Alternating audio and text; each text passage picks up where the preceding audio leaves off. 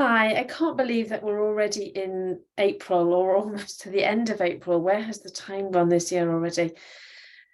I'm planning to do a monthly chat to you seems to be much harder than I thought it was going to be, but hopefully today I will give you some ideas from a question that I posed on Twitter and on LinkedIn actually recently.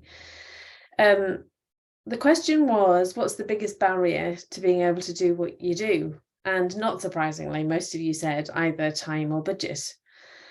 I'm not going to talk about budget today because there's very little that I can do to help with that. But I thought I'd just give you a few pointers, something to think about, something to take away that might make you think about what you're doing with your time. So I'm not saying that you are all wasting your time, because you certainly aren't. But sometimes we get involved in things that either we shouldn't be doing, or involved in things that are time consuming because we enjoy them, but actually you should be doing something else. So I sat down and I thought about what I could suggest, and hopefully you'll find this useful. So what I'd recommend is that you sit down and you go and write down all the things that you actually need to do or that you are doing. And from that list, have a look at the things that you actually want to continue doing. All right. So if there are things like running a book club that you are loving and the children or students are really engaging, then keep that on your list. Obviously, there are things that you might not like doing, like shelving. Yeah, it still has to be done, so you can't remove that. But can you think about maybe different ways that you can do it? Are there students, older students, that can help you? We are very much a profession of people who say yes. And I do remember when I was working for schools library service, or even when I was actually a librarian in a school, I was so desperate for the teachers to work with me that I would say yes to absolutely anything, even if it didn't relate to my role, if it meant that I was able to work with somebody or be helpful to somebody.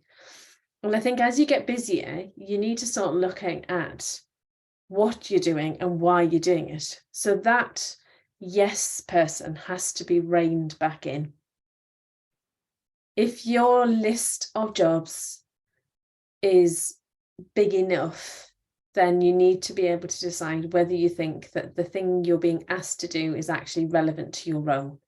And I think that would be such a big one. So a lot of school librarians get involved in the photocopying and the laminating and unblocking the laminator and everything like that. And I think if we start to begin to think about being able to do our job effectively, then maybe those are the jobs that you begin to say no to. It isn't your job to do that. You are paid to do something else. So just something to think about.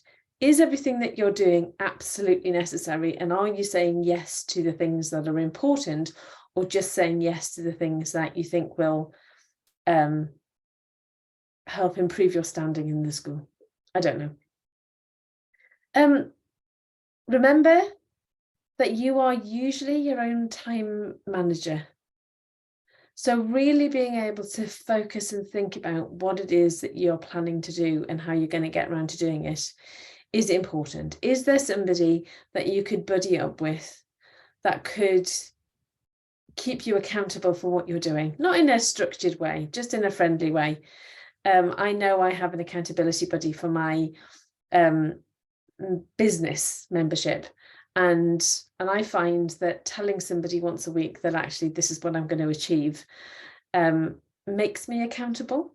And maybe that is something that you'd like to think about. Is there somebody that you know that works in a library that's similar to yours that would like to, on an informal basis, keep connected to you to make sure that you are not wasting time, that you're using your time productively? Okay, so those are my few thoughts on time as a problem.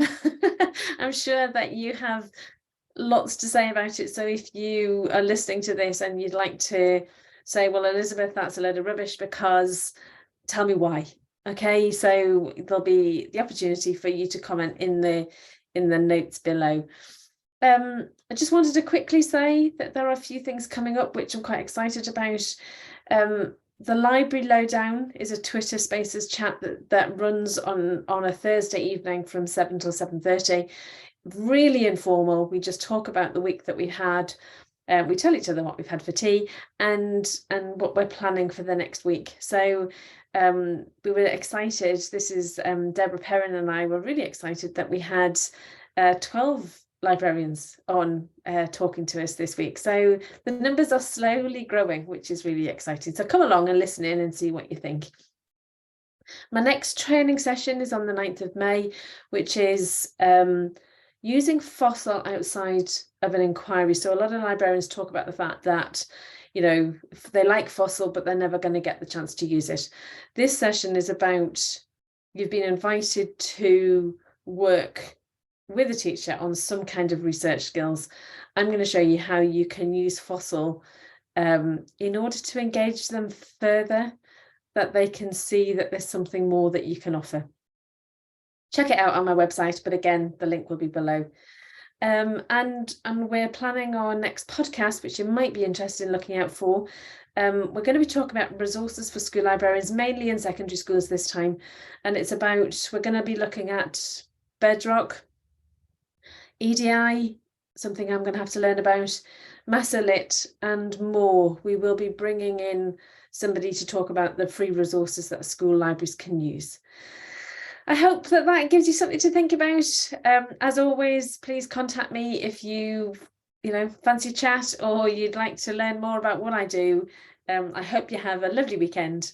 Take care and thanks for listening.